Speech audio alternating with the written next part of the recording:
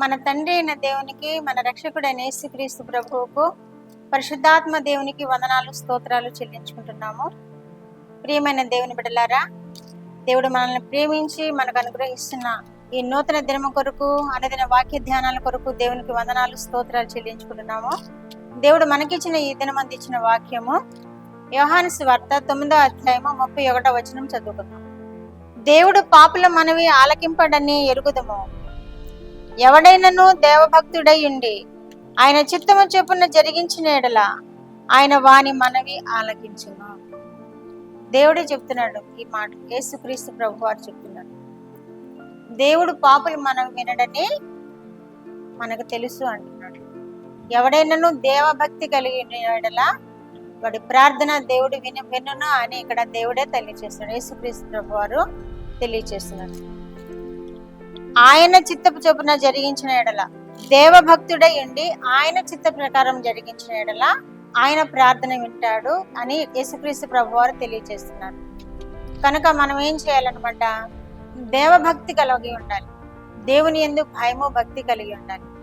ఆయన చిత్త ప్రకారం మనం జరిగించినప్పుడు మన ప్రార్థనలు ఆయన వింటాడు అని యేసుక్రీస్తు ప్రభు వారు మనకు తెలియజేస్తున్నారు. అంత మరి ఒక వాక్యంలో కీర్తన 34:15 ఏమన్నదంటే, యెహోవా దృష్టి నీతిమంతుల మీదనున్నది, ఆయన చెవులు వారి మొరలకు ఒగ్గి ఉన్నవి. దేవుడు తప్పకుండా కృప చూపే దేవుడు. ఆయనకి మొరపెట్టు వారిని అందరినీ ఆయన చూచి ఆయన కనికరించే దేవుడు. ఆయన తప్పకుండా మన ప్రార్థనలు ఆలకించే దేవుడు. నీతిమంతులుగా ఉన్నప్పుడు దేవుడు తప్పకుండా మన ప్రార్థన ఆలకిస్తాడని ఈ 34వ కీర్తన 15వ వచనంలో వ్రాయబడి. మనం ఎలా నీతిమంతులుగా తీర్చబడతామో ఇదివరకు చెప్పుకున్నాం. మనం యేసుక్రీస్తు రక్తం ద్వారా మనము నీతిమంతులుగా తీర్చబడతాం. యేసుక్రీస్తు మరణ పునరుద్ధానముల ద్వారా కూడా మనము నీతిమంతులుగా తీర్చబడతామని వ్రాయబడి. కాబట్టి మన రక్షకుడైన యేసుక్రీస్తు ప్రభువారు మన కొరకే ప్రాణం పెట్టారు, మన కొరకే రక్తము చిందించారు. ఆయన రక్తంలో మనము కడుగుబడిన అనుభవంతో ఉండినప్పుడు తప్పగా దేవుడు మన ప్రార్థనలు ఆలకిస్తాడని ఇక్కడ యేసు ప్రభు వారు చెప్తున్నారు. నీతిమంతుల ప్రార్థన ఆయన ఆలకించును అంటున్నాడు. మరి ఒక చోట ఏమని రాయబడింది అంటే, కీర్తన 66:18లో, నా హృదయంలో పాపం లక్ష్యం చేసిన ఎడల నా మనం వినకపోవు. మన హృదయాల్లో మనం పాపం ఉంచుకుంటే మన ప్రార్థన దేవుని సన్నిధికి వెళ్ళదు. మన హృదయాలు నిర్మలంగా ఉంచుకోవాలి. మన హృదయమే ఆయన నివాసం అని ఒక చోట రాయబడింది. కాబట్టి మన హృదయంలో ఆయన నివాసం చేయాలంటే మన హృదయము నిర్మలంగా పరిశుద్ధముగా ఉంచుకోవాలి. మన హృదయం పరిశుద్ధముగా ఉంచినప్పుడు తప్పకుండా దేవుడు మన మనవి వింటాడు. తప్పక మన మనవి ఆలకించి మన కార్యాలు నెరవేరుస్తూ ఉంటాడు. అలాగే ఈ సొదొమ గొమొర్రాను గురించి తండ్రి కుమార పరిశుద్ధాత్మ దేవునికి విజ్ఞాపన చేసినప్పుడు, అబ్రహాం గారు విజ్ఞాపన చేసినప్పుడు అక్కడ 50 మంది, 45 మంది, 40 మంది, 30 మంది, 20 మంది, 10 మంది ఉన్నా కానీ రక్షిస్తావా ప్రభు అని గోజాడాడు. 10 మంది ఉన్నా రక్షిస్తానన్నాడు సొదొమ గొమొర్రాను. కానీ అక్కడ 10 మంది లేరు. 10 మంది ఎవరంటే లోతు కుటుంబం అంతా కలిపి 10 మంది.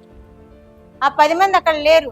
లోతు భార్య, లోతు 2 పిల్లలు, ఆడపిల్లలు, 2 అల్లుళ్ళు, 2 కొడుకులు ఉన్నారు. వాళ్ళకు కూడా కోడళ్ళు ఉంటారు. మొత్తం అంతా కలిపి 10 మంది.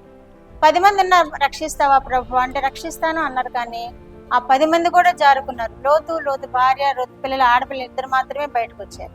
కనుక మనము ఎలా ఉండాలంటే నిర్మలమైన హృదయంతో ఉండాలి, భక్తి కలిగిన హృదయంతో ఉండాలి, నీతి కార్యములు జరిగించే వారముగా ఉండాలి, నీతి మంతులముగా తీర్చబడిన వారముగా ఉండాలి. అప్పుడు దేవుడు తప్పకుండా మన ప్రార్థనలో వింటాడు. ఎలా నీతి మంతులముగా తీర్చబడతాం? యేసుక్రీస్తు రక్తంలో మనము నీతి మంతులముగా తీర్చబడతాం. కనుక మనము తప్పక ఆయన జాబ్ ఇస్తాడు మనకి. తప్పక మనకి ఆయన జాబ్ ఇచ్చి మన అవసరతలన్నిటినీ తీరుస్తాడు. మన కుటుంబ అవసరతలను, మన భక్తి జీవిత అవసరతలను, మన ప్రార్థనను ఆలకిస్తాడు. మన ప్రార్థనలు నెరవేరుస్తాడు ఆయన.